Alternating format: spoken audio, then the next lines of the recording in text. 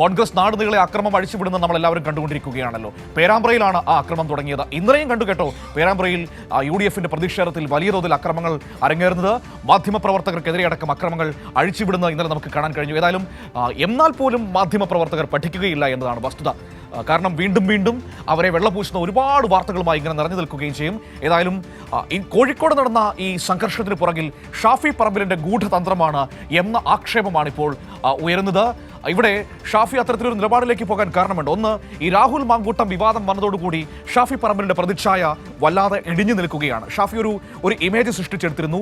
ആ ഇമേജ് പൊളിഞ്ഞു പോകുന്നത് പൊതുസമൂഹം ഇങ്ങനെ കണ്ടുകൊണ്ട് നിൽക്കുകയാണ്. സ്വാഭാവികമായും ഷാഫി വല്ലാത്തൊരു അങ്കലാപ്പിൽ തന്നെയായിരുന്നു. അതിനിടയിലാണ് ഇത്തരത്തിലൊരു പ്രശ്നമുണ്ടാക്കി ഒരു ഇരവാദം സൃഷ്ടിച്ച് നഷ്ടമായ പ്രതിച്ഛായയുടെ ഒരു ഭാഗമെങ്കിലും വീണ്ടെടുക്കാൻ കഴിയുമോ എന്ന ശ്രമം നടത്തിയത്. മറ്റൊരു ഭാഗം കൂടിയുണ്ട്. അതാണ് ഇതിലെ ഏറ്റവും ഗൗരവമായ സാഹചര്യം.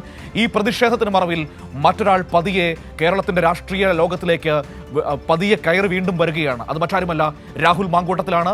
ആ രാഹുൽ മാങ്കൂട്ടത്തിൽ ഇന്നലെ ഷാഫി പറമ്പിലിനെ കാണാൻ ആശുപത്രിയിൽ വന്നിരുന്നു. എന്നിട്ട് പറഞ്ഞൊരു കാര്യമുണ്ട്, വല്ലാതെ ആശങ്കപ്പെടുന്നു എന്നൊക്കെയായിരുന്നു പറഞ്ഞത്.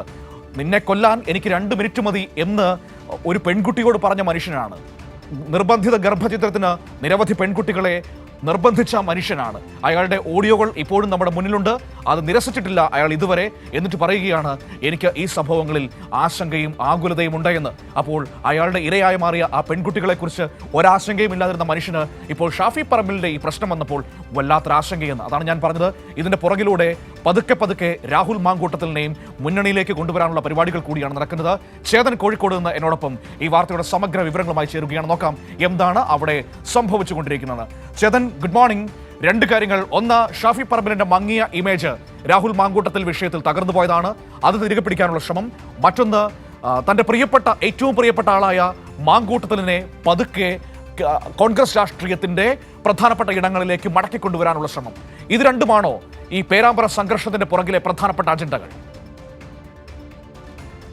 തീർച്ചയായും അങ്ങനെ തന്നെ വേണം. മനു പറഞ്ഞ പോലെ തന്നെ വേണം വിലയിരുത്തുവാൻ. ഈ ഒരു പഴഞ്ചൊല്ല് പറഞ്ഞാൽ ഒരു വെടിക്ക് 2 പക്ഷി എന്ന് പറഞ്ഞ പോലെ തന്നെ നഷ്ടപ്പെട്ട തൻ്റെ പ്രതിച്ഛായ അത് ഷാഫി പറമ്പിൽ തിരിച്ചു പിടിക്കേണ്ടതുണ്ട്. പ്രത്യേകിച്ച് പാർട്ടിക്ക് അകത്തുള്ള പ്രതിച്ഛായ. അത് മാത്രമല്ല, തൻ്റെ ഏറ്റവും വിശ്വസ്തനായ രാഹുൽ മാങ്കൂട്ടത്തിനെ തിരികെ കേരള രാഷ്ട്രീയത്തിലേക്ക് കെട്ടിയിറക്കുവാനുള്ള ഒരു സുവർണാവസരമായാണ് ഷാഫി പറമ്പിൽ ഈ വിഷയത്തെ കാണുന്നത്. നിരവധി കേസുകൾ, അതായത് ലൈംഗികവാദം, വയനാട് ഫണ്ട് തട്ടിപ്പ് കേസ്, കൂപ്പൺ ചാലഞ്ച് അടക്കം നിരവധി ആരോപണങ്ങളും വിഷയങ്ങളാണ് രാഹുൽ മാങ്കൂട്ടത്തിനെതിരെ ഉള്ളത്. അപ്പോഴാണ് ഷാഫി പറമ്പിൽ ഇങ്ങനെ ഈ ഒരു വിഷയവുമായി, പേരാമ്പ്രയിലെ ഒരു സംഘർഷമുണ്ടാക്കി ഈ ഒരു വിഷയവുമായി രംഗത്ത് വരുന്നത്. കഴിഞ്ഞ ദിവസമാണ് രാഹുൽ മാങ്കൂട്ടത്തിൽ ഷാഫി പറമ്പിലെ ആശുപത്രിയിൽ സന്ദർശിച്ചത്. ഇതിനുശേഷമാണ് വല്ലാതെ പ്രകോപിപ്പിച്ച് സംസാരിക്കുന്ന രാഹുൽ മാങ്കൂട്ടത്തെ നമ്മൾ കണ്ടു. പരോക്ഷമായി സൂചിപ്പിച്ചാൽ കേരള രാഷ്ട്രീയത്തിലേക്ക് വീണ്ടും തിരിച്ചെത്തുവാനുള്ള ഒരു കളമൊരുക്കലായാണ് നമുക്കിതിനെ വിലയിരുത്തേണ്ടത്. UDF കൺവീനറായ അടൂർ പ്രകാശ് അടക്കം രാഹുൽ മാങ്കൂട്ടത്തിനെ സ്വാഗതം ചെയ്യുന്ന കാഴ്ച, ഇതും രണ്ടും നമ്മൾ ചേർത്ത് വായിക്കേണ്ട ഒന്ന് തന്നെയാണ്. അതുമാത്രമല്ല, ഈ നമ്മൾ ഒരു പഴഞ്ചൊല്ല് പറഞ്ഞ കുളം കലക്കി മീൻ പിടിക്കുക എന്ന് പറഞ്ഞതുപോലെ തന്നെ തെരഞ്ഞെടുപ്പ് വരാൻ പോവുകയാണ്. മനു നേരത്തെ സൂചിപ്പിച്ചതുപോലെ തന്നെ ഒരു പിടി വാർത്തകൾ ഇനി വരാൻ പോകുന്നുണ്ട്. അത്തരത്തിലൊരു വാർത്തയാണ് ഇന്നലെ പേരാമ്പ്രയിൽ നിന്ന് വന്നത്. നാടിൻ്റെ ക്രമസമാധാനം പൂർണ്ണമായും തകർത്ത് അധികാരം എങ്ങനെയെങ്കിലും പിടിച്ചെടുക്കുക, ഒരു വഴിയുമില്ലാതെ ഒരു ഗതിമുട്ടി ഇരിക്കുന്ന അവസ്ഥയാണ് UDF ഉള്ളത്. സംസ്ഥാന സർക്കാരിനെതിരെ ഒരു ആരോപണം പോലും ശക്തമായി ഉന്നയിക്കാൻ പറ്റാത്ത അവസ്ഥയിലാണ്. എന്നാൽ പിന്നെ നാടിൻ്റെ ക്രമസമാധാനമൊക്കെ തകർത്ത് എന്തെങ്കിലും ഒരു അധികാരം പിടിച്ചെടുക്കുക എന്ന ലക്ഷ്യത്തിലേക്ക് ഷാഫി പറമ്പിലും കൂട്ടരും എത്തിയത്. ഇതിൻ്റെ ഭാഗമായാണ് ഈ പേരാമ്പ്രയിൽ നമ്മൾ കഴിഞ്ഞ ദിവസം കണ്ടത്. മനു, നമ്മളിപ്പോൾ വാർത്ത ബ്രേക്ക് ചെയ്തിരുന്നു. ഇന്നലെ ഈ വൈകിട്ട് നടന്ന പേരാമ്പ്ര സംഘർഷവുമായി ബന്ധപ്പെട്ട് 325ഓളം UDF പ്രവർത്തകർക്കെതിരെയാണ് പേരാമ്പ്ര പോലീസ് കേസെടുത്തിരിക്കുന്നത്. പോലീസിനെ ഭീഷണിപ്പെടുത്തുക, അതുപോലെ തന്നെ പോലീസിൻ്റെ ഔദ്യോഗിക കൃത്യനിർവഹണത്തിന് തടസ്സം സൃഷ്ടിക്കുക തുടങ്ങിയ വകുപ്പുകൾ ചേർത്താണ് പേരാമ്പ്ര പോലീസ് കേസെടുത്തിരിക്കുന്നത്. അത് മാത്രമല്ല, മനു, സാധാരണ ഇത്തരത്തിൽ ഒരു പോലീസുമായിട്ടുള്ള ലാത്തി ചാർജ് ഉന്തും തള്ളും ഒക്കെ നമ്മൾ കാണാറുണ്ട്. പക്ഷേ ഇന്നലെ സംഭവിച്ചത് അതല്ലായിരുന്നു മനു. ഇന്നലെ പ്രധാനമായും UDF പ്രവർത്തകരുടെ കോപത്തിന് ഇരയായത് അത് വാർത്ത റിപ്പോർട്ട് ചെയ്യാൻ വന്ന അവിടുത്തെ മാധ്യമ പ്രവർത്തകർക്ക് നേരെയായിരുന്നു. ഇതിൽ വനിതാ മാധ്യമ പ്രവർത്തകർ ഉൾപ്പെടുന്നു എന്നാണ് നമ്മൾ പ്രധാനമായും അതിന്റെ ഗൗരവം. അതിനുശേഷം നടന്ന ചർച്ചയിൽ ചർച്ചയിൽ അതിനുശേഷം നടന്ന ആ മാധ്യമ സ്ഥാപനത്തിലെ ഒരു പ്രധാനപ്പെട്ട ചർച്ചയിൽ മാധ്യമപ്രവർത്തകരെ ആക്രമിച്ചത് നമുക്ക് പിന്നീട് പറയാം. ആദ്യം നിങ്ങൾ നിങ്ങളുടെ വേർഷൻ പറയൂ എന്ന് CPIM പ്രതിനിധിയോട് ചോദിക്കുന്ന ഒരു അവതാരികയെ എനിക്ക് കാണാൻ കഴിഞ്ഞിരുന്നു ചേതൻ. അതായത് അടികിട്ടിയാലും പഠിക്കുകയില്ല, UDF-ന്റെ കയ്യിൽ നിന്നല്ലേ തല്ല് കിട്ടിയത്, അതൊരു പുരസ്കാരമായി സ്വീകരിച്ചോളാം എന്ന സമീപനം എടുക്കുന്നത് വല്ലാതെ അത്ഭുതപ്പെടുത്തുന്നുണ്ട്. അതെ, ഒരു സിനിമയിൽ ശ്രീനിവാസൻ മോഹൻലാലിനോട് പറഞ്ഞ പോലെ ഇനിയും തല്ലിക്കോളൂ, എങ്ങനെയെങ്കിലും അമേരിക്ക പോയാൽ മതി എന്ന് ശ്രീനിവാസൻ നർമ്മരൂപേണ മോഹൻലാലിനോട് പറയുന്ന ഒരു കാഴ്ചയാണ് ഇതിലൂടെ നമുക്ക് ഓർമ്മ വന്നത്. എന്താ പറയാൻ മനു, കൂടുതലൊന്നും അതിനെപ്പറ്റി പറയാനില്ല. പക്ഷേ ആ സ്ഥാപനം പ്രശ്നമല്ല ചേതൻ. നമ്മൾ ഈ രാവിലെ വന്നിട്ട് മറ്റുള്ളവരെ കുറ്റം പറയുന്ന അർത്ഥമില്ല. സ്ഥാപനം നമ്മുടെ പ്രശ്നമല്ല. നമുക്കിവിടെ അറിയേണ്ടത് ഇവിടെ ഈ അജണ്ട എന്തായിരുന്നു എന്നതാണ്. എന്തായിരുന്നു ഈ യഥാർത്ഥത്തിൽ ഈ നമ്മുടെ പേരാമ്പ്ര സംഘർഷത്തിന്റെ പിന്നിലെ അജണ്ട? രണ്ട് അജണ്ടയാണ്, നമ്മൾ വ്യക്തമാണ്. ഒന്ന്, ഷാഫിക്ക് പ്രതിച്ഛായ വല്ലാതെ നഷ്ടപ്പെട്ടിട്ടുണ്ട്. കാരണം ഈ രാഹുൽ മാങ്കൂട്ടം വിഷയം വന്നതോടുകൂടി. മാത്രമല്ല, രാഹുലിനെ കൈവിടാൻ ഷാഫിക്ക് പറ്റുകയുമില്ല. എങ്ങനെയെങ്കിലും രാഹുലിനെ തിരികെ കൊണ്ടുവരികയും ചെയ്യണം. അതിന്റെ ഭാഗമായിട്ടുള്ള ആസൂത്രണം എന്ന സംശയമാണോ രാഷ്ട്രീയ വൃത്തങ്ങളിൽ ബലപ്പെടുന്നത്? അത് മാത്രം അറിഞ്ഞാൽ മതി ചേതൻ. തീർച്ചയായും അത് തന്നെയാണ്. ഈ രണ്ട് കാര്യങ്ങളാണ്. ഒന്ന്, തിരികെ നഷ്ടപ്പെട്ട പ്രതിച്ഛായ വീണ്ടെടുക്കുക ഷാഫി പറമ്പിലിന്.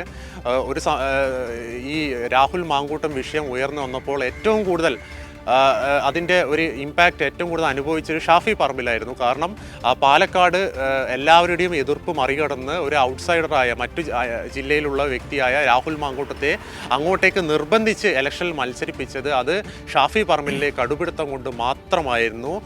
അങ്ങനെ ഇലക്ഷനിൽ ജയിക്കുന്നു രാഹുൽ മാങ്കൂട്ടത്തിൽ. പിന്നീടാണ് രാഹുൽ മാങ്കൂട്ടത്തിനെതിരെ ഒന്നായി ഇത്രയും വിഷയങ്ങൾ, ലൈംഗിക അപവാദം അടക്കമുള്ള വിഷയങ്ങൾ എത്തുന്നത്. ഷാഫി പറമ്പിലിന് പൂർണ്ണമായും പ്രതിരോധിക്കാൻ പറ്റാത്ത അവസ്ഥയായിരുന്നു. കോഴിക്കോട് ഈ ആരോപണമൊക്കെ നടക്കുമ്പോൾ കോഴിക്കോട് റെയിൽവേ സ്റ്റേഷനിൽ ഷാഫി പറമ്പിൽ എത്തുമ്പോൾ ഞാനടക്കമുള്ള മാധ്യമപ്രവർത്തകർ അവിടെ ഉണ്ടായിരുന്നു. നമ്മൾ ചോദ്യം ചോദിച്ചു, നിങ്ങൾ ഈ രാഹുൽ മാങ്കൂട്ടത്തിൻ്റെ വിഷയം വന്നതിന് ശേഷം നിങ്ങൾ വലിയ സുഹൃത്തല്ലേ, രാഹുൽ മാങ്കൂട്ടത്തിനായി സംസാരിച്ചോ ഈ കാര്യങ്ങൾ? ഒരക്ഷരം അനുവിണ്ടില്ല. എൻ്റെ ചോദ്യത്തിൽ നിന്ന് ഉത്തരം മാറി തിരിഞ്ഞു നടക്കുകയാണ് ചെയ്തത്. അന്ന് സംസ്ഥാന സർക്കാരിന് ഒരുപാട് കുറ്റം പറഞ്ഞ് ഈ ചോദ്യങ്ങളൊന്നും നമ്മൾ ചോദിക്കാൻ തുടങ്ങിയപ്പോൾ തിരിഞ്ഞു നടക്കുന്ന ഷാഫി പറമ്പിലിനെയാണ് എനിക്ക് ഓർമ്മ വരുന്നത്. അത് തന്നെയാണ്, ഒരു ദിനത്തിലും ന്യായീകരിക്കാൻ പറ്റാത്ത ഒരു അവസ്ഥയിൽ പെട്ടുപോയി ഷാഫി പറമ്പിൽ. അത് പൂർണ്ണമായും അണികൾക്കിടയിൽ, കോൺഗ്രസ് പാർട്ടിക്കുള്ളിലെ അണികൾക്കിടയിൽ വലിയൊരു ഷാഫി പറമ്പിലിനെതിരായ ഒരു വികാരം സൃഷ്ടിച്ചിട്ടുണ്ട്. അതെങ്ങനെയെങ്കിലും തിരിച്ചു പിടിക്കുക. അങ്ങനെ ഇരിക്കുമ്പോഴാണ് ഈ ഒരു സുവർണാവസരമായി കണ്ടുകൊണ്ട് പേരാമ്പ്രയിൽ എത്തുകയും അവിടെ നമ്മൾ അറിഞ്ഞത് 5 മണിയോടുകൂടി ഈ UDF പ്രവർത്തകരുടെ ജാഥ ഈ ഷാഫി പറമ്പിൽ ഷാഫി പറമ്പിലിനെ കാത്തു നിന്ന് 1.5 മണിക്കൂറോളം വൈകിയാണ് ജാഥ തുടങ്ങിയത്. പറഞ്ഞ സമയത്ത് നിന്ന് 1.5 മണിക്കൂറോളം വൈകിയാണ് ഷാഫി പറമ്പിലിനെ വെയിറ്റ് ചെയ്യാൻ വേണ്ടി മാത്രമായി UDF പ്രവർത്തകർ കാത്തു നിന്നത്. അപ്പോൾ ഇതൊക്കെ ചേർത്ത് വായിക്കുമ്പോൾ ഒരു വെൽ പ്ലാൻഡ് അല്ലേ മനു? ഇത് നമുക്ക് കൂടുതൽ ഒരുപാട് ചേർത്ത് വായിച്ചാൽ അതിന് ഒരുപാട് ലൂപ്ഹോൾസിലേക്ക് നമുക്ക് പോകേണ്ടി വരും ചെയ്താൽ. ഏതായാലും കാര്യങ്ങൾ വ്യക്തമാണ്. അതിന്റെ അജണ്ട എന്താണെന്ന് ഇപ്പോൾ പൊതുസമൂഹത്തിന് കൃത്യമായി ബോധ്യമായിട്ടുണ്ടാകും. ഇവിടെ കുറെ കാര്യങ്ങൾ നമ്മുടെ സുഹൃത്തുക്കൾ വേഗം പറഞ്ഞു. ഒറ്റ ഒരു കാര്യം കൂടി പറയുന്നു. ഇതിൽ നമ്മൾ ഏറ്റവും കൂടുതൽ അഭിനന്ദിക്കേണ്ടത് ഈ വിഷയത്തിൽ ക്രിയാത്മകമായി ഇടപെട്ട UDF അണികളും UDF പ്രവർത്തകരും അതുപോലെ തന്നെ UDF നേതാക്കളും. അതായത് ഷാഫി ആദ്യം ഉദ്ദേശിച്ചത് LDF പ്രവർത്തകരുമായി, ഈ ജാഥ ഓപ്പോസിറ്റ് വരുന്ന LDF പ്രവർത്തകരുമായി അവരുമായി ഒരു വാക്കേറ്റ് അവരെ പ്രകോപിപ്പിക്കുക, തല്ല് ഇറന്നു വാങ്ങുക, രക്തസാക്ഷി പരിവേഷം ലഭിക്കുക, അങ്ങനെ